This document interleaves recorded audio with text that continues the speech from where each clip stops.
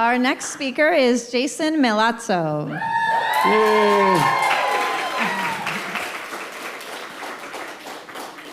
Jason is a LegaSea student. He's the second in his family to go through the MAS MVC program. And with him, he brought decades of experience as an entrepreneur and founder of multiple companies, and a growth mindset that was such a delight to be around, and such an important part of the cohort. Always sort of just looking for opportunities to open his mind, to learn from his colleagues and his cohort mates, and just so generous with positive feedback and, you know, expressing gratitude for the things he was learning, and just wonder and awe for every step of his way in this journey. So it's been such an honor and a delight to spend this year with you, Jason. I'm so glad you decided to come. And we're excited to hear about his next big idea in a series of big ideas. So please join me in welcoming Jason Milazzo. Okay, thank you for having me. So I just love parks, right?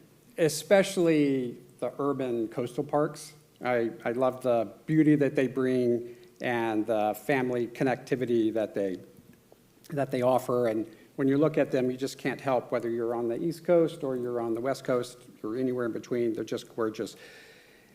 But oftentimes when you walk up to the edge of the water and you look at it, it's just so full of pollution. And I find that something that I just go, okay, something has to really be done. And importantly, when you remove the pollution that you can see, there's a lot of pollution you can't see that's actually more toxic. So microplastics and heavy metals in particular. So the focus of my research has been on trying to identify, well, what can I do? Is there something that I can bring to the table? So the framework that I've been working through with the research is really kind of through, in essence, 6 lenses. So first, it's just what problem am I trying to solve? So just bring it down to as narrow as possible. So that became microplastics, heavy metals. So something that the naked eye doesn't see.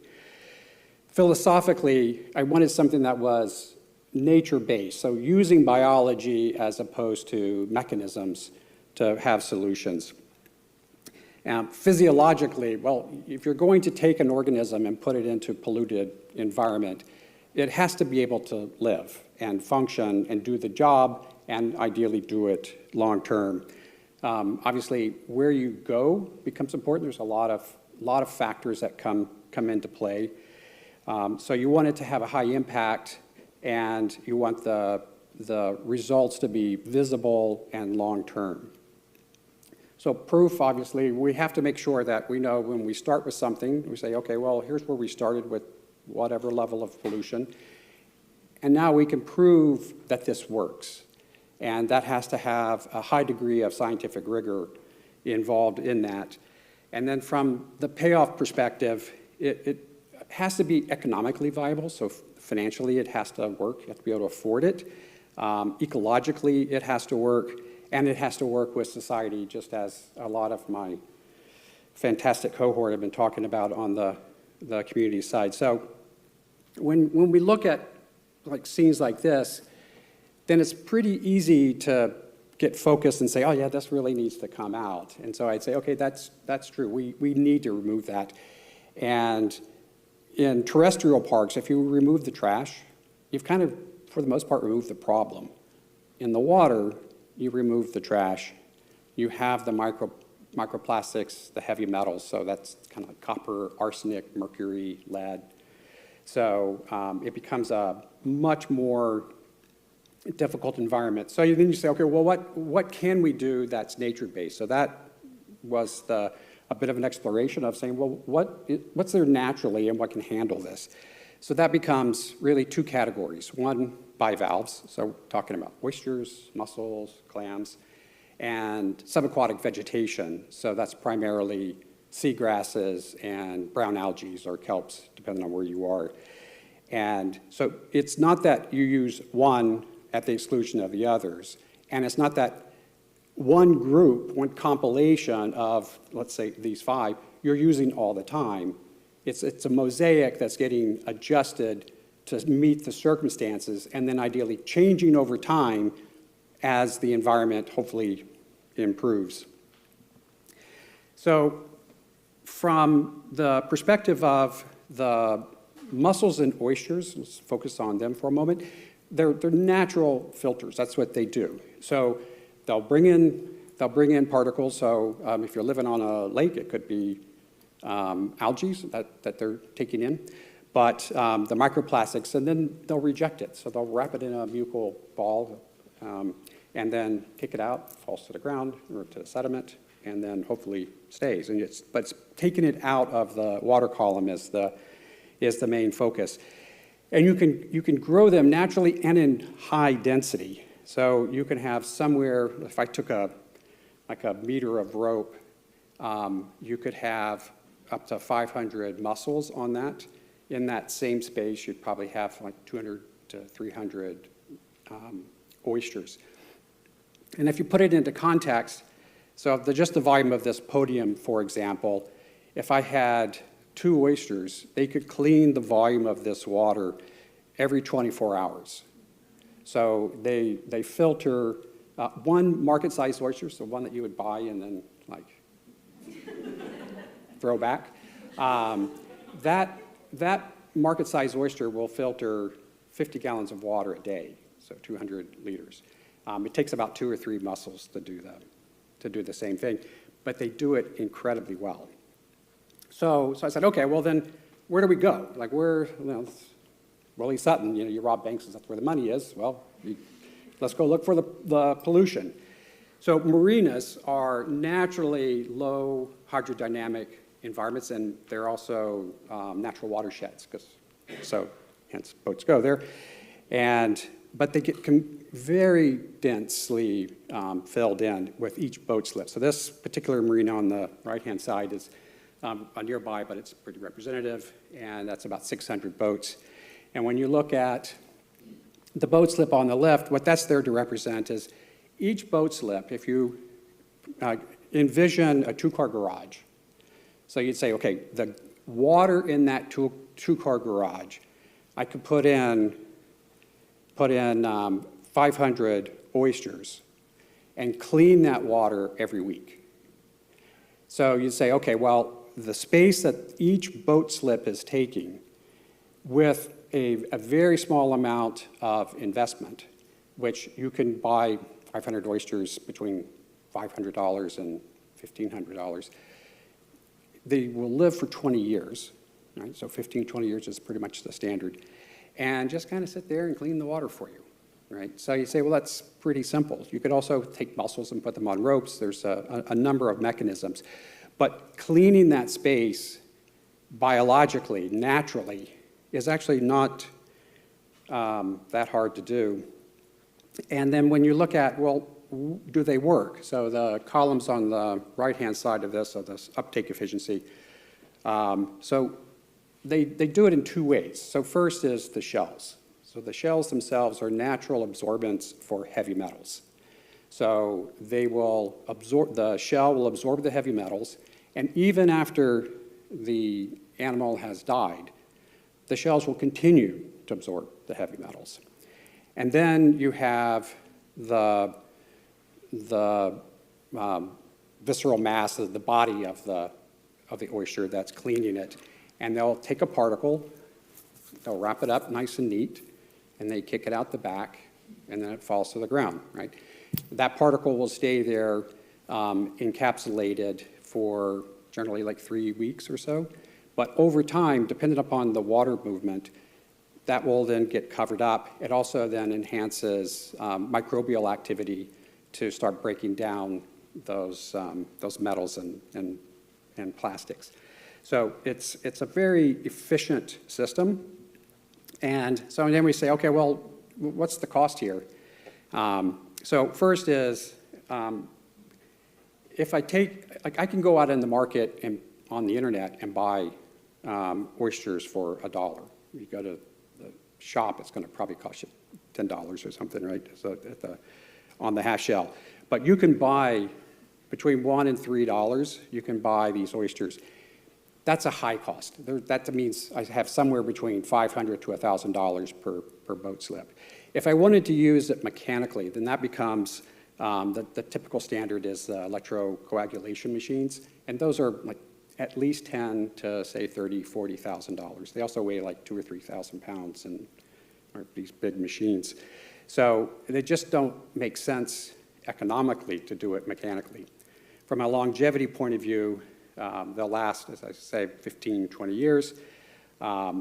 And where anything that's mechanical is going to have a limitation. From a biodiversity point of view, a lot of the research that's been done is you have fish the fish biomass increases per year about 40 to 100 kilograms. So if your average fish you're catching is 2.5 kilograms, you're talking about 20 to 40 fish per year per boat slip, right? So just in your little garage space, that's a lot of biomass increase. The oysters that we buy and the mussels that we buy will grow over time to be about 5 to 8 times larger in volume than what we're doing. We're eating them basically at babies. So that kind of goes into the fecundity, so the reproductive period. Most of the market oysters and mussels we eat are about 2.5 years old. That is the point where they start to be reproductive. And their peak reproductive period is from years 2 to 8, and primarily from years 3 to 7. So we're harvesting them, and then right at the point where they would start to have their offspring, and the larvae of oysters and mussels will travel. There's a lot of research showing that it will go up to 100 kilometers. So if you're here, that's almost Los Angeles, right? Dana Point's about 100 kilometers. So having these in a place to do the cleaning, then they would flush out and then populate even more. So from my perspective, the research, at least from my opinion, has been, we know the problem. I think we have a very good nature-based solution and the way to make that happen, and we know where to do it. And the science definitely supports it, and the economics also support it. So, from a thank you, the first and biggest thank you I'd like to give is to my precious wife, Jennifer. Okay, hold on. and then there's my daughters. So hi. And sorry, and my sons. So my family and my broader family, and then this fantastic cohort. It's been it's like hanging out with my kids. It's been really good. And my capstone committee. So both Professor James Lecter and at Scripps and Lydia Latta, who you had met from SECESE and doing research here at Scripps, and Hane Alwani, who has a company that does coastal engineering. So hopefully my future business partners as we drive this forward. So thank you very much.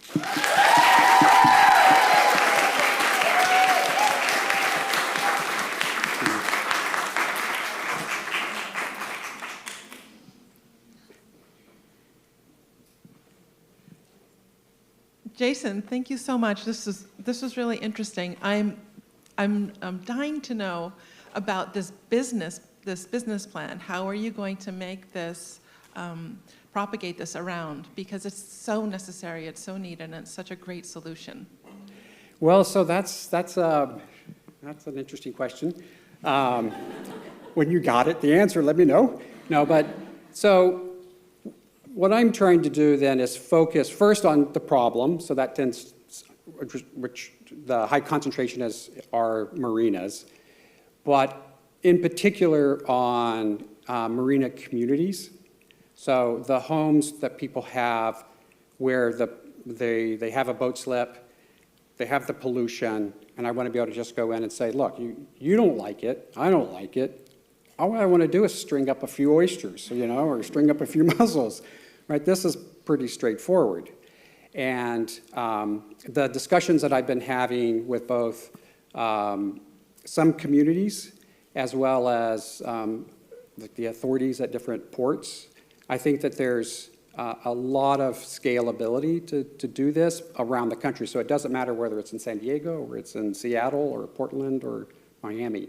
So I think that it has a lot of potential to it. Thank you.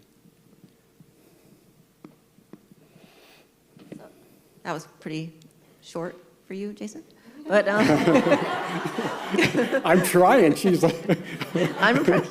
So I had a question. So you see, like, if you go out, you see mussels on pilings. Everywhere you go, there's mussels everywhere. Is there a reason we don't already see mussels growing on these docks? Is it there's no support for them? yeah, well, partly it depends on what's going on in that site. So I'll change it slightly where I was at this one marina just kind of looking at this incredibly polluted water, and I could see oysters that were, at least as big as a rugby ball. These were massive oysters.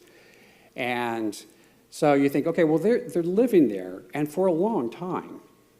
So this environment, for whatever reason, supports oysters. But there's other places where you see the mussels. So part of it is making sure that we've done the scientific work to identify what makes this more attractive to a mussel versus a clam versus an oyster.